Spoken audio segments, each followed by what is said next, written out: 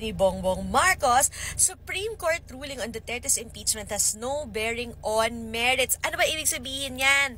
Ang ibig sabihin yan, guys, ang na-dismiss lang yung impeachment with the technicality. Hindi yung articles of impeachment. Hindi ibig sabihin inosente si Sara Duterte. Hindi ibig sabihin binasura na lahat ng mga aligasyon sa kanya.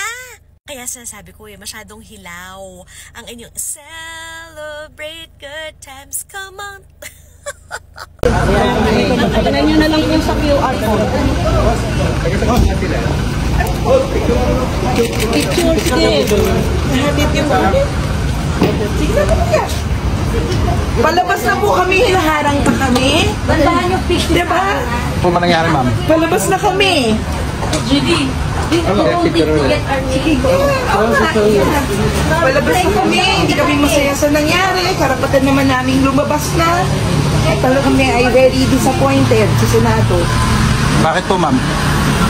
Ang ginawa nilang mga pagboto ay hindi nila pinakinggan ang sigaw ng taong bayan.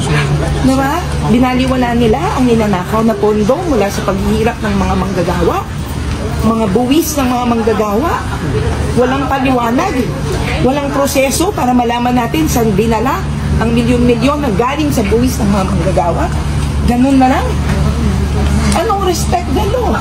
Nirespeto ba nila ang mga manggagawa? Nirespeto ba nila ang mga buwis ng mga manggagawa na hindi natin alam saan dinala? Anong respect? Rule of law. Is Sara Duterte above the law? Anong nirerespeto natin? Respect the law? Walang respeto sa mga manggagawa na ninakawan ng buwis. Walang respeto sa saligang batas. Ang kaya lang nilang mga usigin ay ang mga mahihirap, pero ang isang Sara Duterte above the law? Is she above the law? Walang respect of law dito. Diba?